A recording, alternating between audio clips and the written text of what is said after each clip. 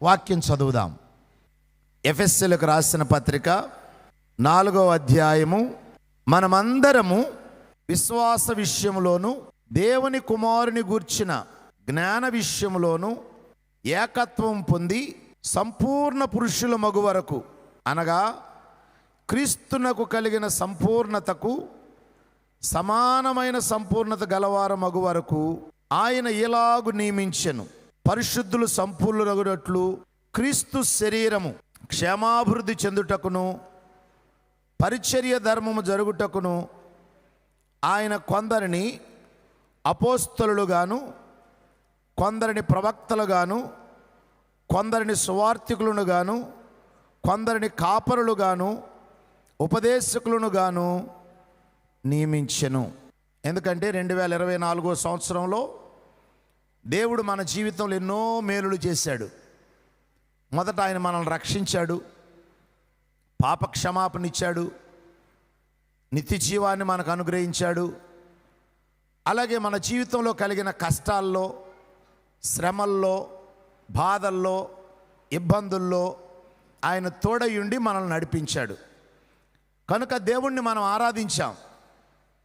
అయితే మనం ఆరాధించటానికి మరి ఒక అంశం మిగిలిపోయి ఉన్నది. అదేంటంటే సంఘం. దేవుడు తాను చేసే ప్రతి కార్యాన్ని తనకు తానుగా నీ జీవితంలో డైరెక్ట్గా చేయట్లేదు, సంఘము ద్వారా చేస్తూ ఉన్నాడు. ఎందుకంటే సంఘము దేవుడు ఏర్పాటు చేసినటువంటి ఆయన శరీరము అనే లేఖనంలో ఉన్నది. అందుకే ఎఫెసీయులకు రాసిన పత్రికలో సంఘాన్ని గురించి భక్తుడు చాలా విషయాలు వర్ణించాడు. సంఘము మనం అర్థం చేసుకోవటానికి భౌతికంగా ఉన్నటువంటి విషయాలన్నింటినీ కూడా తీసుకొచ్చి, శరీరంలో రకరకాల అవయవాలు ఉంటాయి. నాకు కూడా అవయవాలు ఉన్నాయి. వ్రేళ్ళు ఉన్నాయి, 2 చేతులు ఉన్నాయి, 2 కాళ్ళు ఉన్నాయి, ముక్కు ఉంది, కళ్ళు ఉన్నాయి, చెవులు ఉన్నాయి. ఇవన్నీ కూడా నా దేహంలో ఉన్నటువంటి అవయవాలు. ఈ అవయవాలని దేవుడు నా దేహంలో ఎందుకు అమర్చాడంటే నా దేహము చక్కగా ఉండాలని. అంతేకాదు, ప్రతి అవయవము కూడా చక్కగా ఉండాలని దేవుడు వీటిని నాలో అమర్చాడు. కనుక నేను ఆరోగ్యంగా ఉండాలని కారణం ఏంటంటే నా చేతులు చక్కగా పనిచేస్తున్నాయి. నేను కుడి చేత్తో అన్నం తింటాను, ఎడం చేత్తో నీళ్లు తాగుతాను, అలాగే పని చేసేటప్పుడు 2 చేతులు ఉపయోగిస్తాను. ఉదయాన్నే లేచి వాకింగ్ చేస్తాను, ఎక్సర్సైజ్ చేస్తాను. తిన్నటువంటి ఆహారాన్ని జీర్ణించుకోవటానికి దేవుడు కడుపును పెట్టాడు, లోపల ప్రేగులు పెట్టాడు, దానికి కావలసినటువంటి రసాయనాలు అందించడానికి లివర్ పెట్టాడు, రక్త ప్రసరణ జరిగించడానికి గుండె పెట్టాడు. ఇవన్నీ కలిసి పనిచేస్తున్నవి కనుక నా దేహము క్షేమంగా ఉంది. అంతేకాదు, నా దేహంలో ఉన్న ప్రతి అవయవము ఆరోగ్యంగా ఉంది. ఒకవేళ నా వ్రేలుకి నొప్పి తగిలింది అనుకోండి, ఈ వ్రేలుని జాగ్రత్తగా కాపాడుకుంటూ ఉంటా. ఈ ఏలుతో చేయాల్సిన పని కూడా మిగిలినటువంటి వ్రేళ్లతో చేస్తాను. ఇది మానే అంతవరకు ఈలోపు మందు రాస్తాను, లేక దీంతో ఎక్సర్సైజ్ చేస్తాను. ఎందుకంటే ఈ వ్రేలు బాగుపడాలని. కొంతకాలానికి ఈ వ్రేలు బాగుపడుతుంది. బాగుపడిన తర్వాత మరలా ఏలు తన పని తాను చేస్తుంది, మిగిలినటువంటి అవయవాలు మేలు పొందుకోవాలని. అలాగే దేవుడు తను నమ్మినటువంటి ప్రతి బిడ్డని ఇచ్చలవిడిగా విడిచిపెట్టల, సంఘములో చేర్చాడు.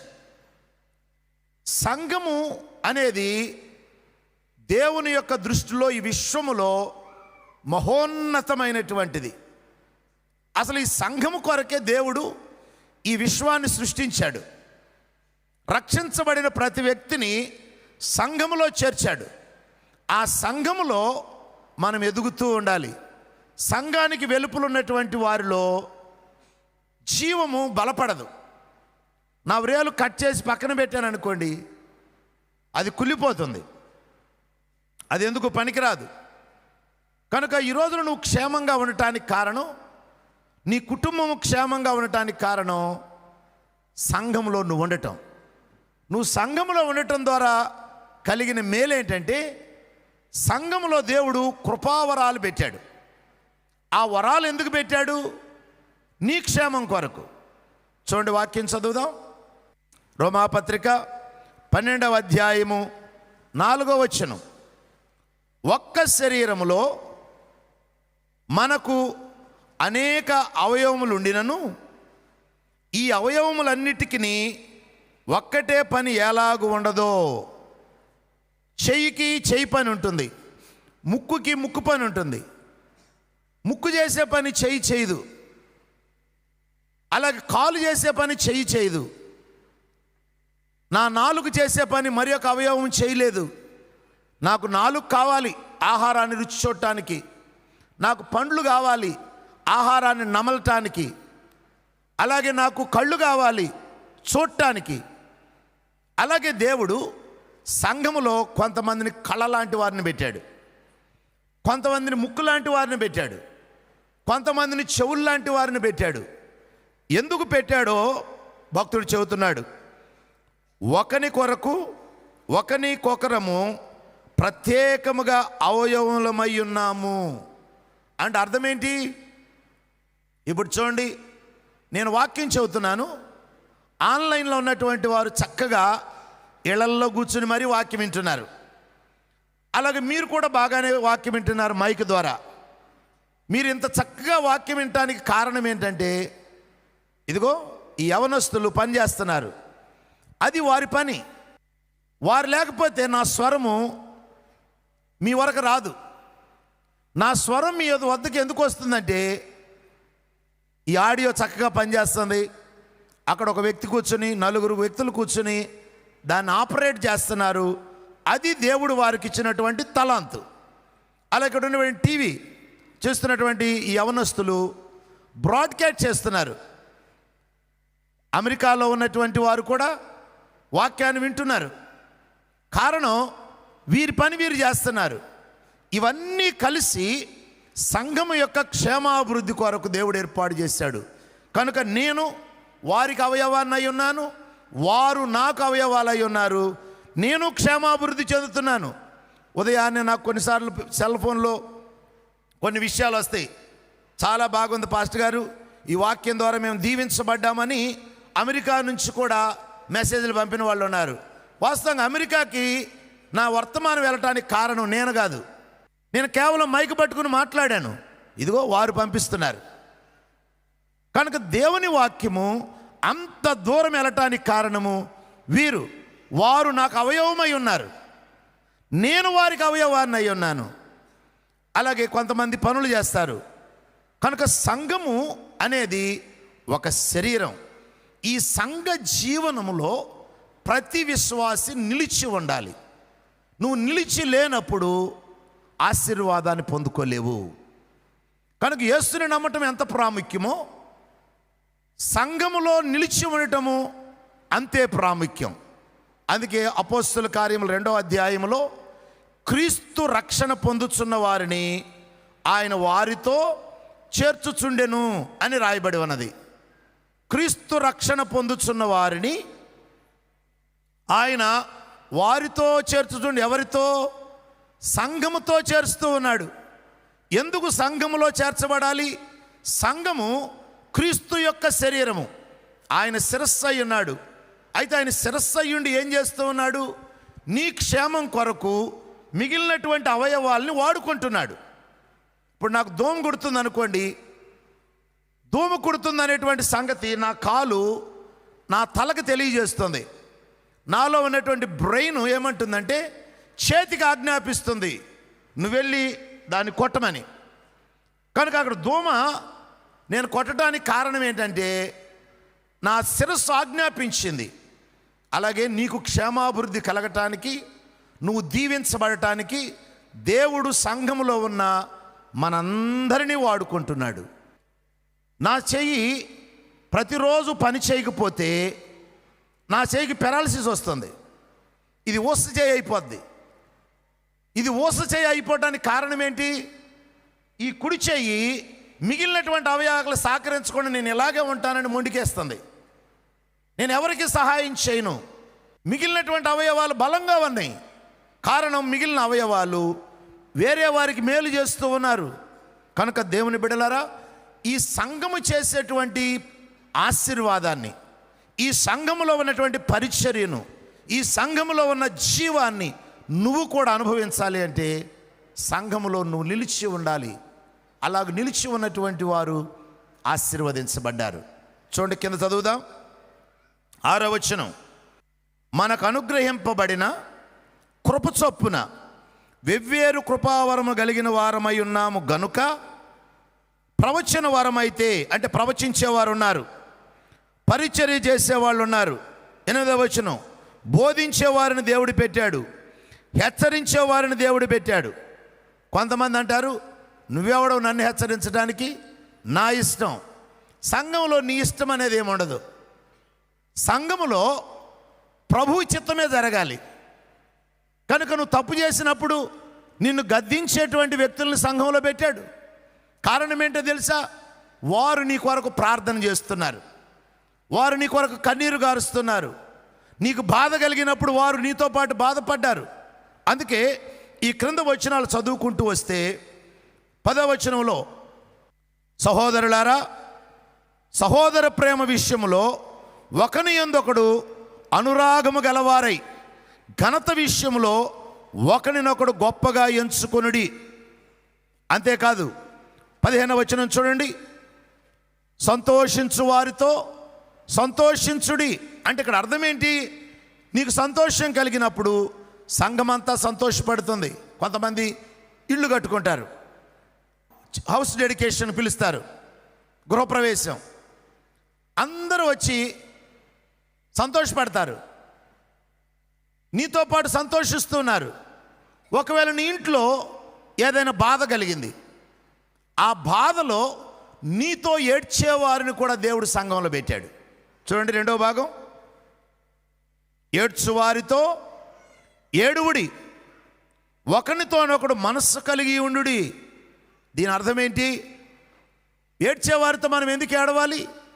ఏం సంబంధం ఉంది అతనికి నాకు? నీ కుటుంబంలో దుఃఖం కలిగింది, నీ కుటుంబంలో బాధ కలిగింది, సంఘము నీ కొరకు ఏడ్చి ఎందుకు ప్రార్థన చేస్తున్నారు తెలుసా? నువ్వు సంఘములో ఒక అవయవానివి. అందుకు ఒక భక్తుడు అంటాడు, సంఘములో 80 మంది ప్రార్థన చేస్తే ఆ 80 మంది ప్రార్థన వలన కలిగేటువంటి ఆశీర్వాదాన్ని మిగిలిన 20 మంది కూడా పంచుకుంటారంట. అంటే 100 మంది పంచుకుంటారు. అందుకే ఆ భక్తుడు అంటాడు, ఎక్కువ మంది ప్రార్థన చేసినప్పుడు ఆ సంఘం బలంగా ఉంటుంది. ఒకవేళ 20 మందే ప్రార్థన చేస్తున్నారు, 80 మంది సంఘానికి రారు.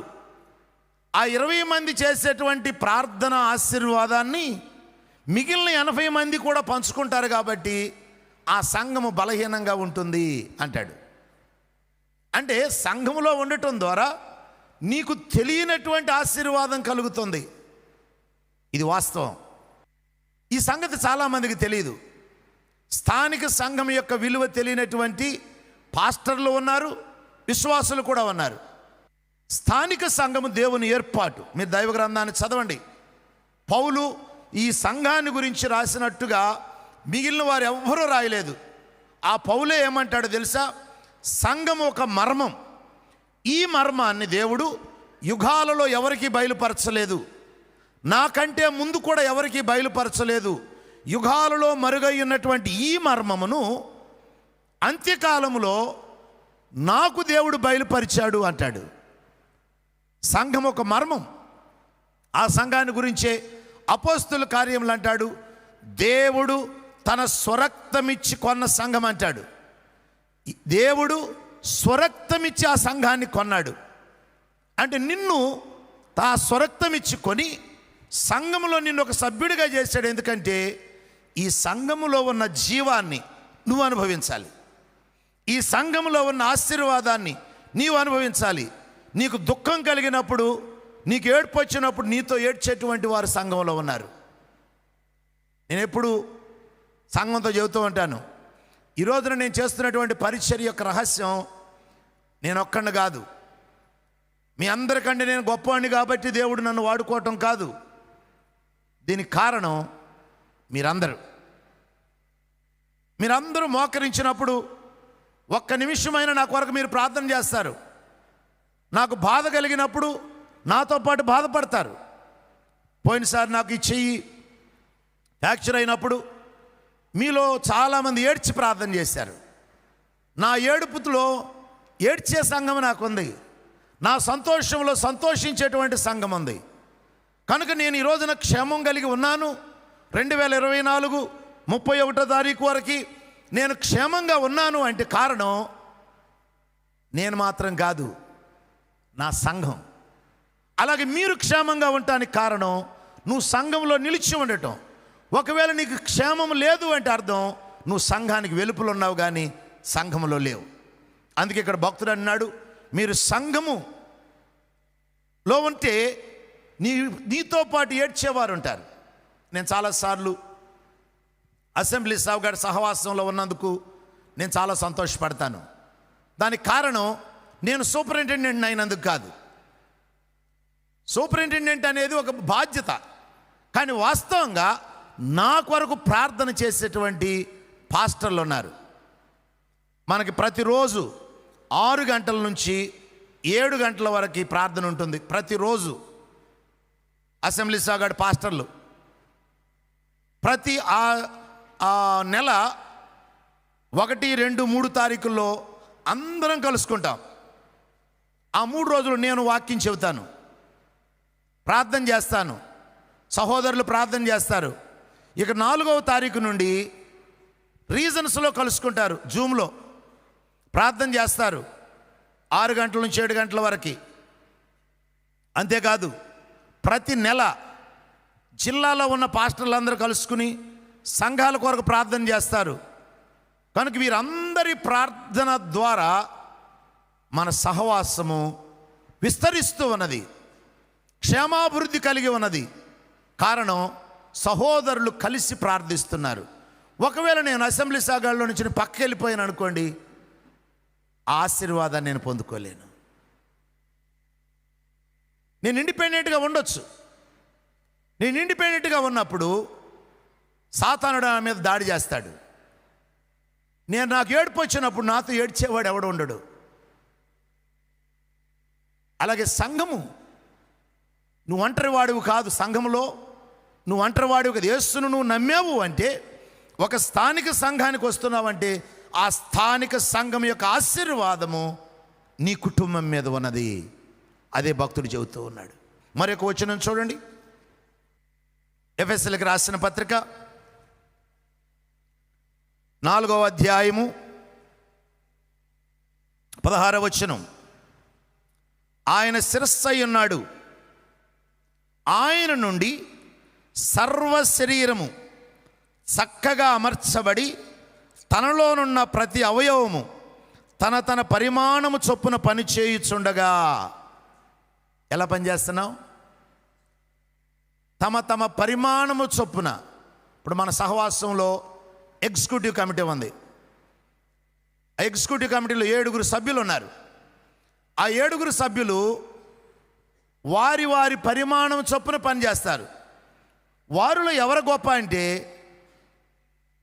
ఏ ఒక్కరు గొప్ప కాదు, గొప్ప అయితే అందరూ గొప్పే.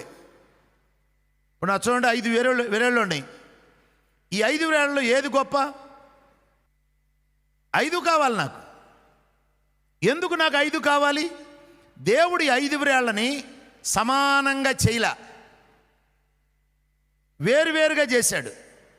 ఎందుకంటే ఒక్కొక్క అవయవానికి ఒక్కొక్క పని పెట్టాడు. బొటన వేలుని పొడవుగా పెట్టలా దేవుడు, చాలా పొట్టిగా పెట్టాడు. పొట్టిగా పెట్టాడు కానీ గట్టిగా పెట్టాడు. ఎందుకు? ఇది మిగిలిన 4టికి సహాయం చేయాలి. నేను దేన్ని పట్టుకోవాలన్నా చూపుడు వేలుతో ఒక వస్తువును పట్టుకున్నా బొటన వేలు సహాయం కావాలి. చిటికిన వేలుతో దేనన్నా పట్టుకున్నా బొటన వేలు సహాయం కావాలి. 4 ఏళ్లతో దేని పట్టుకున్నా బొటన వేలు సహాయం కావాలి. అందుకే దాన్ని వేరుగా పెట్టాడు. దీనికి ఇచ్చినటువంటి తలాంతు వేరు.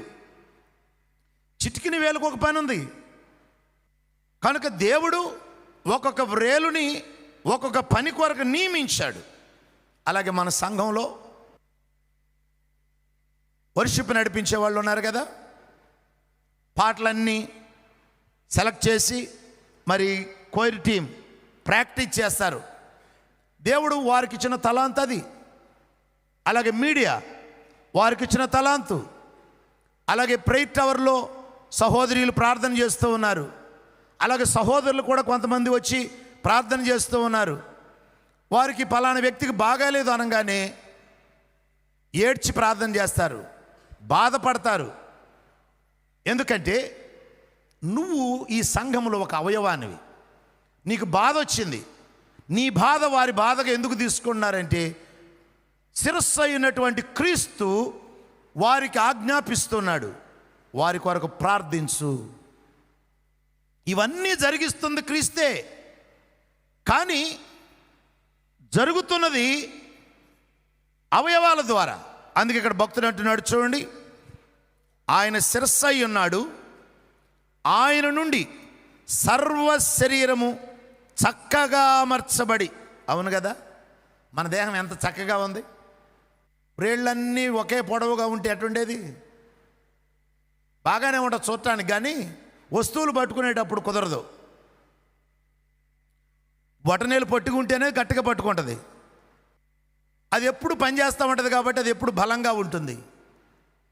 చక్కగా దేవుడు అమర్చాడు. అవును కదా, ముక్కుని ఇక్కడ ఎందుకు పెట్టాడు దేవుడు? వెనకాల పెట్టొచ్చుగా.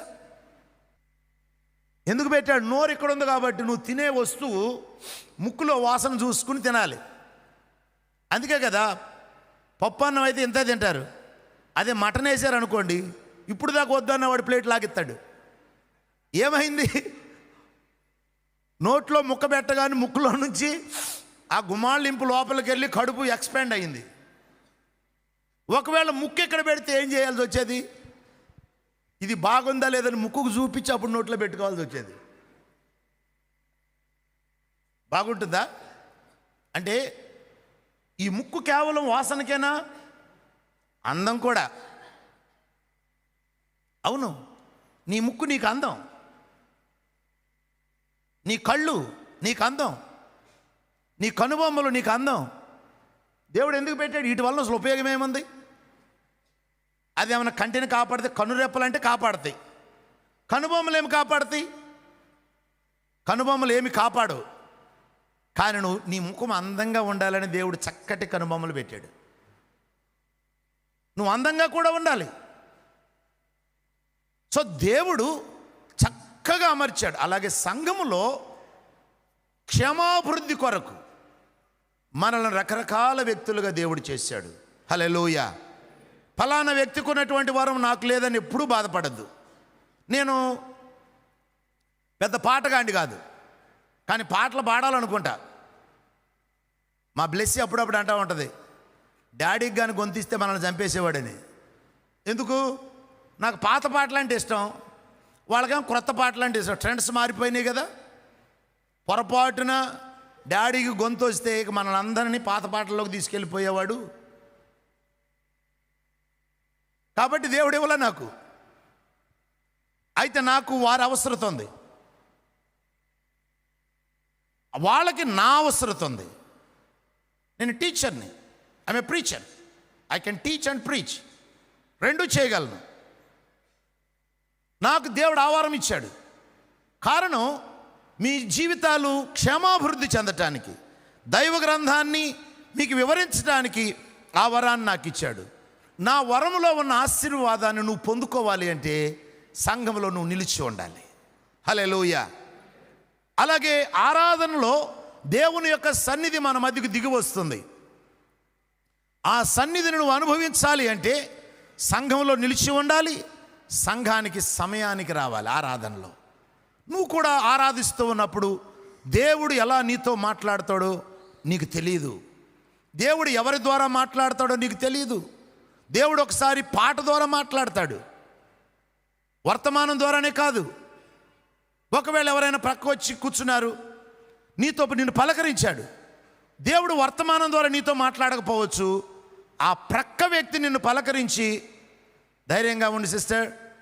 నేను నీ కొరకు ప్రార్థన చేస్తాను అనే ఆ ఒక్క మాట నిన్ను ధైర్యపరచవచ్చు. ఆ ఒక్క మాట నీ జీవితాన్ని మార్చేస్తుంది. కారణం, దేవుడు ఆమెకు ఆదరించేటువంటి వరాన్ని ఇచ్చాడు. ఆ మాట్లాడినప్పుడు నీ జీవితంలో అద్భుతం జరుగుతుంది.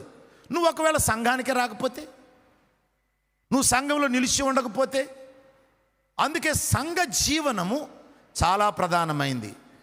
నా దేహము ఆరోగ్యం ఉండడానికి కారణం ఏంటంటే నా దేహంలో రక్తము ప్రసరణ జరుగుతూ ఉన్నది. ఒకవేళ ఏదైనా చచ్చుబడితే డాక్టర్ గారు ఏమంటాడు, సార్ మీరు ఎక్సర్సైజ్ చేయాలండి, ఈ నరాలు బ్లడ్ సరఫరా చేయలేకపోతాయి, ఆ బ్లడ్ సరఫరా జరగాలి అంటే మీరు ఎక్సర్సైజ్ చేయాలి. ఇది సంఘ జీవనం, శరీర జీవనం. శరీర జీవనంలో నా అవయవం పార్టిసిపేట్ కావాలి. కాబట్టి దేవుని బిడ్డలారా, 2024లో కొంతమంది ఆశీర్వదించబడ్డారు, కొంతమంది ఆశీర్వదించబడలా. కొంతమంది ఆత్మీయంగా బలపడ్డారు, కొంతమంది బలపడలా. కొంతమంది జీవితంలో చాలా దుఃఖకరమైన సంఘటనలు జరిగినాయి. ఆ దుఃఖకరమైన సంఘటనలు జరిగిన వాటిని ధీటుగా ఎదుర్కొని ఈ రోజున ఆనందంగా ఉండగలిగారంటే కారణం వారు సంఘ జీవనంలో నిలబడి ఉన్నారు, సంఘ జీవనంలో ఉన్న ఆశీర్వాదాన్ని పొందుకున్నారు. నువ్వు సంఘ జీవనంలో నుంచి ప్రక్కకు తప్పుకుంటే ఆశీర్వాదం లేదు. అందుకే భక్తుడు పౌలు ఏమన్నాడు చూడండి, పని చేయుచుండగా ప్రతి కీలు వలన కలిగిన బలము చేత అతుకుబడి. ఇప్పుడు కీళ్ళు కదపమంటారు కదా. ఇప్పుడు ఫిజియోథెరపిస్ట్ ఏం చేస్తాడు? ఒకప్పుడు ఫిజియోథెరపీ లేదు, ఇప్పుడు ఎక్కువ అయింది కదా. ఎందుకు లేదు? ఒకప్పుడు ప్రతివాడు పని చేసేవాడు. మట్టి పనో, లేకపోతే నాటేయటమో, మొక్కలు పెట్టడమో, నడవటమో. ఆ కాలంలో బండులు లేవు కదా,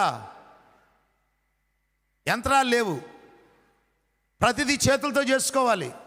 అప్పుడు అంత ఫిజియోథెరపీ అవసరత లేదు. ఇప్పుడు ఫిజియోథెరపీ ఎందుకు వచ్చిందంటే ఇరగదీయటానికి చేతులు, ఈ కీళ్లను వంచటానికి కదా. అంటే అటు వంచుతున్నప్పుడు ఏం జరుగుతుంది? ప్రతి కీలు వలన కలిగిన బలము చేత అతకబడి. హల్లెలూయా. బైబిలే పెద్ద సైన్స్ అండి తెలుసు. అసలు అవి అతకబడి ప్రేమయందు తనకు క్షేమాభివృద్ధి కలుగునట్లు శరీరమునకు అభివృద్ధి కలుగు చేసుకొనుచున్నది. కాబట్టి సంఘములో ఉన్న ఆ జీవములో నువ్వు పాలుభాగస్తుడు అవుట ద్వారా నువ్వు బలంగా ఉండగలవు. కాబట్టి దేవుని బిడ్డలారా, సంఘం అనేది కేవలం 10 మంది కూడుకునేది కాదు, ఇది ఒక శరీరం. అంత మాత్రమే కాదు. 2 విషయాలు చూడండి. 2వ అధ్యాయము 15వ వచనం, ఇట్లు సంధి చేయుచు ఈ ఇద్దరిని తన యందు ఒక్క నూతన పురుషునిగా సృష్టించి. సంఘము ఒక్క నూతన పురుషుడంట. ఎవరు? హల్లెలూయా. అని ఎవరి నూతన పురుషుడు? యేసయ్య. అందుకే పాత పురుషుల్లో భేదాలు ఉన్నాయి. మీరు లోకంలోకి వెళ్ళండి, భేదాలు ఉన్నాయి, కులాలు ఉన్నాయి, మతాలు ఉన్నాయి. మీరు మా ఇంట్లోకి రాకూడదంటారు, మాతో పాటు కూర్చోకూడదంటారు. సంఘంలో లేదు. మీ పక్కన కూర్చున్న వ్యక్తి నీకెవరో తెలుసా? నాకు చాలామంది ఏ కులస్తులో తెలియదు, అడగవలసిన అవసరం కూడా నాకు లేదు. నా ప్రభువు తన జీవాన్ని నాకు ఇచ్చాడు, తన రక్తంతో నన్ను కడిగేశాడు. నన్నే కాదు, నిన్ను కూడా కడిగాడు. మనల్ని కడిగి పవిత్రపరచడమే కాదు, తన జీవాన్ని నాకు ఇచ్చి, మనందరికీ తన జీవాన్ని, తన ఆత్మనిచ్చి ఒక్క నూతన పురుషునిగా సృష్టించాడంట. క్రియేటెడ్ అని ఉంటుంది ఇంగ్లీష్లో. Created because this is a new creation. మనల్ని కడిగి పాత్రలను బాగు చేసినట్టుగా బాగు చేయటం కాదు, పాతవి గతించిపోయినాయి. ఇది క్రొత్త సృష్టి. సంఘము క్రొత్త సృష్టి. ఈ సంఘములో జీవం ఉన్నది. ఈ సంఘములో దేవుని ఆత్మ పనిచేస్తూ ఉన్నది. ఈ సంఘములో దేవుని యొక్క పరలోకపు ఆశీర్వాదాలన్నీ కూడా నిక్షిప్తమై ఉన్నవి. హల్లెలూయా. కనుక నువ్వు 2025లో ఉన్నతమైన ఆశీర్వాదాన్ని పొందుకోవాలంటే ఒకటే, నువ్వు సంఘములో నిలిచి ఉండాలి. వాస్తవంగా ఈ వర్తమానం నేను చెప్పాలని అనుకోలేదండి. నేను ఇక్కడికి వచ్చి ఉదయం ఇందాక నేను ప్రిపేర్ అయిన వర్తమానం వేరు. ఇక్కడికి వచ్చి ఆరాధన చేస్తూ ఉన్నప్పుడు సంఘాన్ని గురించి దేవుడు తలంపించాడు. దేవా, నేను ఈరోజు క్షేమంగా ఉన్నానంటే నేను ఏడ్చినప్పుడు నాతో ఏడ్చేటువంటి సంఘం ఉంది.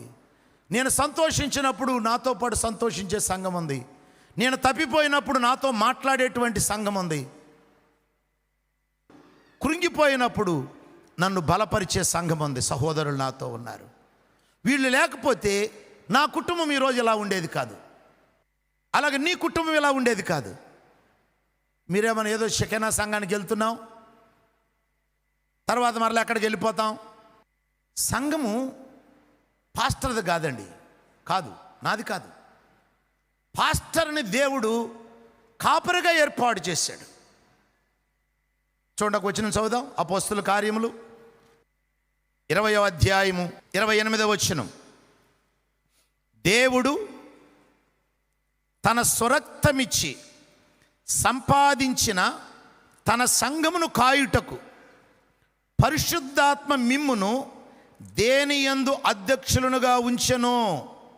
ఆ యావత్తు మందను గూర్చియు మీ మట్టుకు మిమ్మును గూర్చియు జాగ్రత్తగా ఉండుడి. అంటే దేవుడు నన్ను ఎందుకు ఏర్పాటు చేశాడు? దేవుడు నన్ను అధ్యక్షుని ఎందుకు చేశాడు? మీ అందరినీ కాపాడటం కొరకు, కాయుట కొరకు. అయితే నేను ఒక్కడిని కాయలేను కనుక దేవుడు ఏం చేశాడు? సంఘంలో సహకారులను ఇచ్చాడు, ప్రార్థనా పరులను ఇచ్చాడు, సహకరించే వారిని ఇచ్చాడు. అలాగే మీరు ఇచ్చేటువంటి దశంభాగాలు ఉన్నాయి, కానుకలు ఉన్నాయి, అందరూ సమానంగా ఎవరు.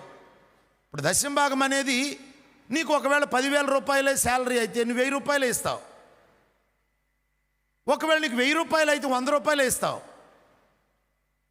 కానీ ఇంకొక వ్యక్తికి 1,00,000 రూపాయలు అనుకోండి, 10,000 ఇస్తాడు. కానీ ఆ 10,000 రూపాయలు సంఘంలో ఉపయోగిస్తున్నప్పుడు మిగిలినటువంటి వారు కూడా దాని వలన వచ్చేటువంటి ఆశీర్వాదాన్ని పొందుకుంటున్నారు. అవును, ఇప్పుడు పిఎస్ సిస్టమ్ ఇవన్నీ కొన్నామంటే ఎలా కొన్నాం? ఒకరు ఎక్కువ ఇచ్చారు, ఒకరు తక్కువ ఇచ్చారు. ఇక్కడ ఎక్కువ తక్కువ అనేది దేని మీద ఆధారపడి ఉంది? దేవుడు నీకు ఫీల్డ్లో ఇచ్చినటువంటి ఉద్యోగం మీద ఆధారపడి ఉంది, లేక నీ సంపాదన మీద ఆధారపడి ఉంది. కానీ రక్షణ దగ్గరకు వచ్చే సమానం. అలాగే మీలో కొంతమంది వరాలు కలిగిన వారు ఉన్నారు. ఒక వ్యక్తికి ధన సహాయం చేసేటువంటి కృపనిచ్చాడు, ఇంకొక వ్యక్తికి ఆ సంఘములో ఉండి ప్రార్థన చేసే పని అప్పగించాడు.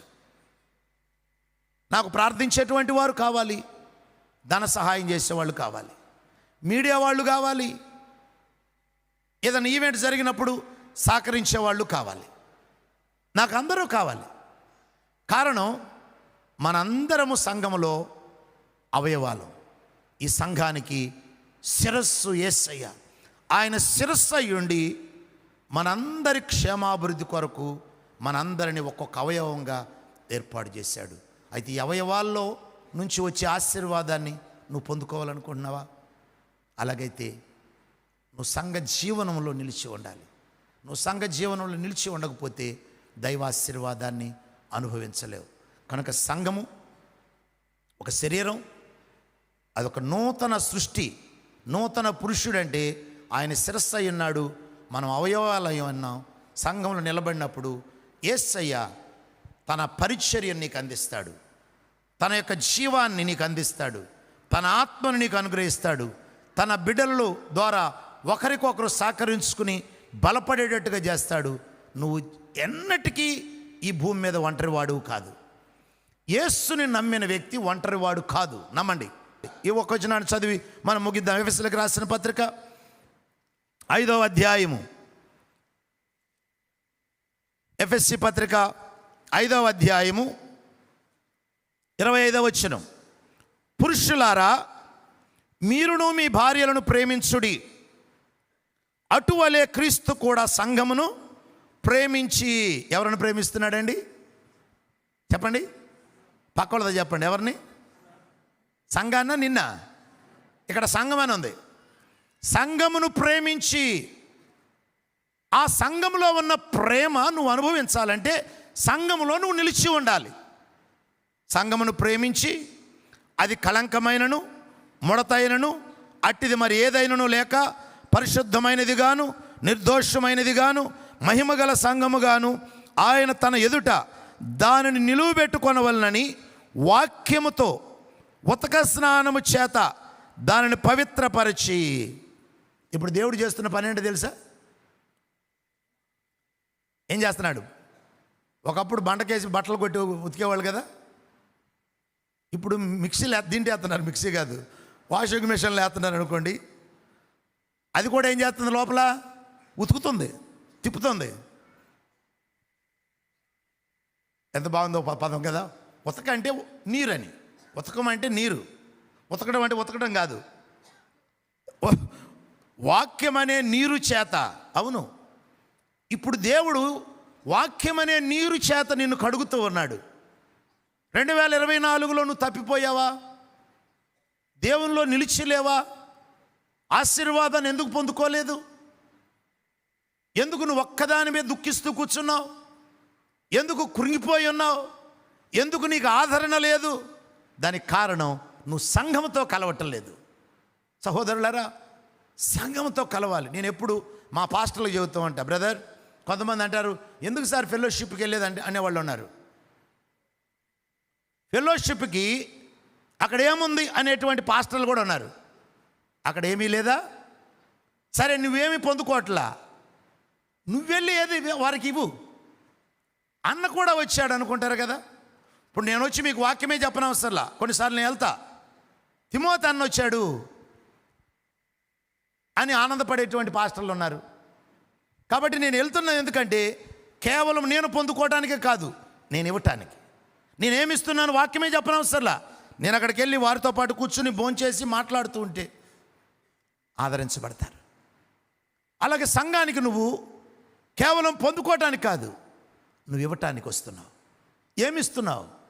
ప్రేమనిస్తున్నావు, ఆదరణిస్తున్నావు, ఇతరులకు సహాయం చేస్తున్నావు. కనుక దేవుడు మనల్ని ఇవ్వటానికి, ఒకవేళ 24 నువ్వు సరిగ్గా లేవా, నువ్వు కేవలం పొందుకోవటమే కాదు, ప్రతి అవయవము పొందుకోదు, ఇస్తుంది కూడా.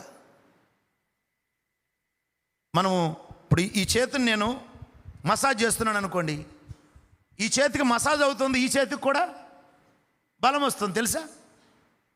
It is getting strength. దీనికేమో నొప్పి ఉంది, ఈ నొప్పి పోవటానికి నేను మసాజ్ చేస్తున్నాను, దానికి నొప్పిపోయి చక్కగా తయారవుతుంది. ఇలాగ చేయటం ద్వారా ఈ చెయ్యి బలం పొందుకుంటుంది, ఒకరికొకరు సహకరించుకుంటున్నారు. అది సంఘం.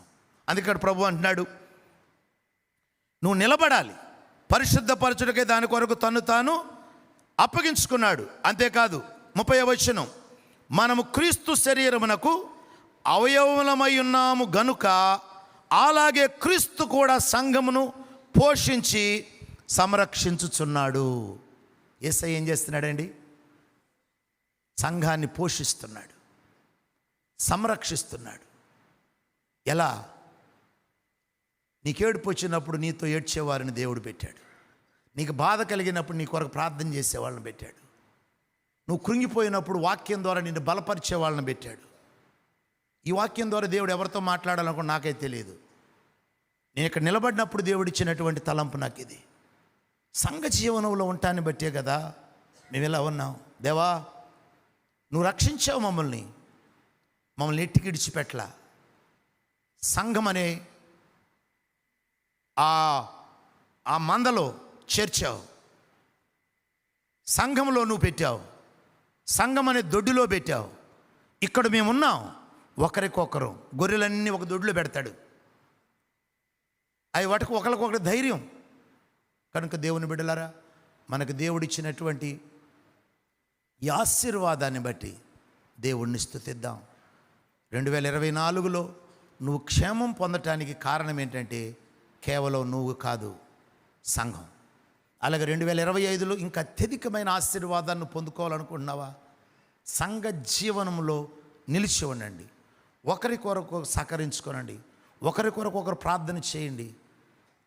నువ్వు అత్యధికమైన ఆశీర్వాదాన్ని నువ్వు పొందుకుంటావు. నీ ద్వారా పరిశుద్ధాత్ముడు ఇతరులకు అనుగ్రహిస్తాడు. తద్వారా సంఘము క్షేమాభివృద్ధి చెందటమే కాకుండా మన కుటుంబాలు కూడా క్షేమాభివృద్ధి చెందుతాయి. తలలు వంచండి, ప్రార్థిస్తాం. అందరం ప్రార్థన చేద్దాం.